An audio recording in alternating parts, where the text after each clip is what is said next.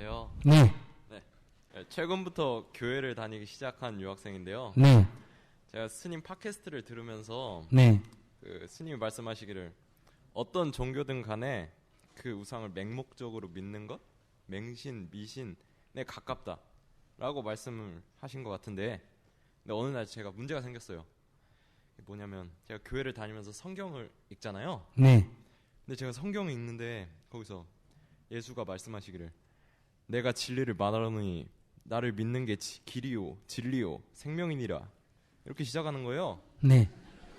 근데 전 말씀을 믿으려고 했는데 여기서 대뜸 저보고 그냥 믿으라고 사실 저는 약간 혼란이 왔어요. 네. 저한테 예수님이 기적이나 부활 이런 거는 저한테 그냥 글자로밖에 안 보이거든요. 네네. 그래서 근데 교회 분들이 저한테 너무 친절해요. 네. 그래서 좀 보답 좀 하고 싶은데 이거 이해도 안 되고 어떻게 해야 될까요? 네.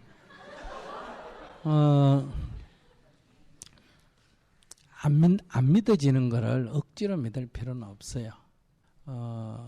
믿음이라는 거는 이제 억지로 믿는다고 믿어지는 게 아니에요. 그러니까 믿음이라는 거는 무의식의 문제거든요. 마음의 문제잖아요. 믿음이라는 건 마음의 문제고 마음은 무의식으로부터 올라오는 거예요. 그러니까 믿음은 무의식에서 받아들여줘야 돼요. 근데 의식에서 이해가 돼도 무의식에서 잘 안 받아들이는데 의식에서 이해도 안 되는 걸 무의식에서 받아들이라고 하면 이건 불가능한 거예요. 그래서 겉으로는 다 믿는다고 얘기해도 속으로는 자기도 안 믿어요. 그래서 어릴 때부터 그러니까 무의식적 작용이니까 어릴 때 다닌 아이들은 그러니까 이해가 되고 안 되고의 관계없이 믿어지는 거예요. 의식이 안 믿으려고 그래도 오히려 무의식이 믿어요. 그거는 어릴 때 형성되기 때문에. 그래서 자기가 지금 그런 걸 갖고 억지로 믿으려고 해봐야 효과가 없기 때문에 믿어지는 것만 믿고 믿어지지 않는 것을 틀렸다고 이렇게 단정하지 마세요. 무슨 말인지 아시겠어요? 왜냐하면 지금 내가 이해 안 되지만 또 의식이 한 단계 올라가면 그게 이해될 수가 있어요. 제 말 이해하셨어요? 네. 지금 이해 안 되지만은 다음 단계에서 보면 또 이해될 수도 있다 이 말. 그러니까 이거를 지금 이해 안 된다고 틀렸다거나 이렇게 단정하지 말고 안 믿어지는 건 놔놓고 그냥 넘어가세요. 그럼 안 믿어지면 그럼 아는 채라도 해야 되나? 네? 안 뭐라? 믿어지면 그러면 가만히 있어요? 아니 덮어놓고 그냥 넘어가라고. 아 그래요? 왜 다른 좋은 얘기도 있잖아요. 왼손이 하는 일을 오른손이 모르게 하라. 이런 거는 좋게 안 느껴져요? 겉옷을 달라면 속옷까지 벗어주라. 뭐 오리를 가자면 심리까지 가주라. 이런 얼마나 좋은 말 많아요. 그 성경을 읽으면 예수님의 말씀 속에 삶을 어떻게 자기가 주체화되느냐. 즉 우리가 인생을 살다 보면 늘 을의 조건이 되기가 쉬워요. 갑이 못 되고 늘 을의 조건이 된다. 즉 주인이 못 되고 종이 되는데 그걸 어떻게 자기가 주인으로 을에서 갑으로 전환을 하느냐. 이게 오리를 가지면 심리를 가주란 얘기거든요. 누가 오리를 가자 하면 따라가면 내가 종이잖아요. 상대가 주고 나는 종이란 말이에요. 근데 내가 심리 가줄게 라고 마음을 내버리면 누가 주가 된다? 내가 주가 된단 말이에요. 그러니까 주어진 상황에서 내가 어떻게 인생의 갑으로 늘 주인으로 살아갈 수 있느냐 그 얘기란 말이에요. 그게 이런 좋은 얘기가 부지기수죠. 그런데 왜 그 수많은 좋은 얘기들을 두고 그런 거를 자기가 실천을 하면서 이렇게 기쁨을 얻게 되면 주님의 말씀이 빛이고 길이고 진리라는 게 받아들여져요. 그래 안 믿어지면 나중에 그만둬도 되잖아요. 왜 우리는 교회 가면 꼭 믿어야 되고 절에 가면 꼭 다녀야 되고 또 한번 내가 어릴 때 교회 다녔으면 절에 가면 안 되고 절에 다녔으면 교회 가면 안 되고 왜 그렇게 굳이 생각해요?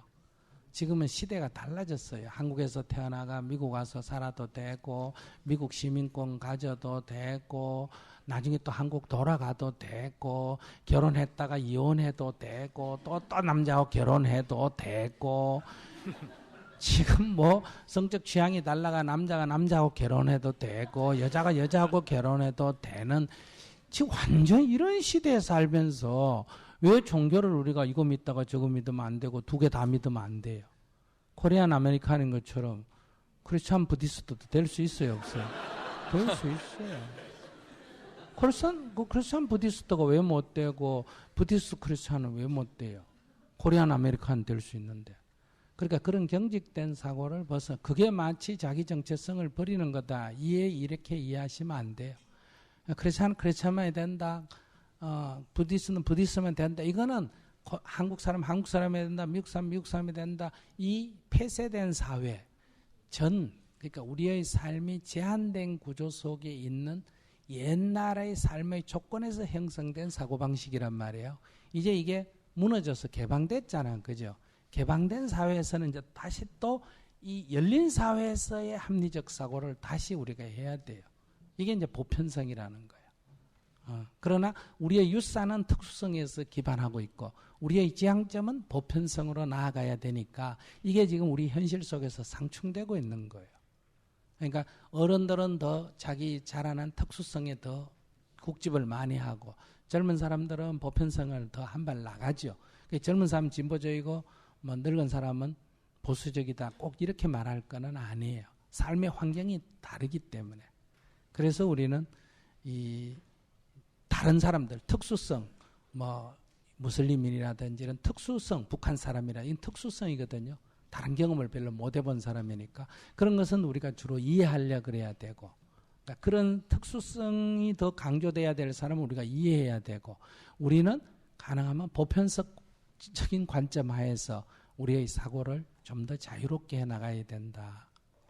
그래서 예수님이 그런 그것만 딱 읽으면 부정적이지 모르지만은 예수님의 가르침 자체는 굉장히 열린 가르침이에요.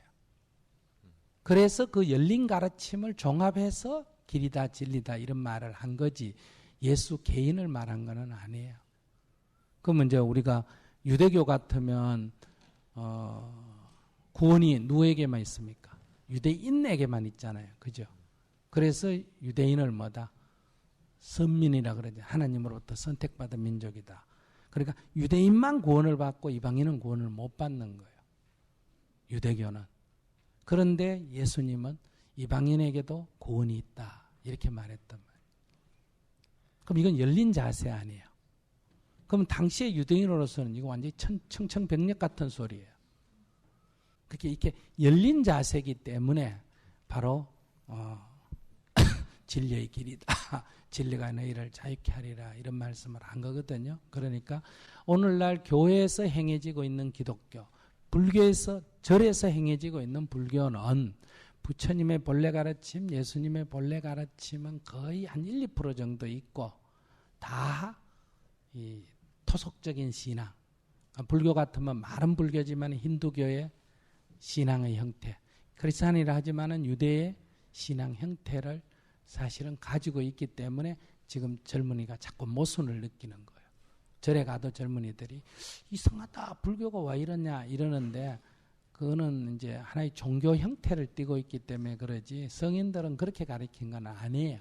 그러니까 자기가 그런 작은 것에 너무 집착하지 말고 우선 친절하니까 친절한 재미라도 좀 다니면서 조금 연구를 더 해보세요. 네, 감사합니다. 네.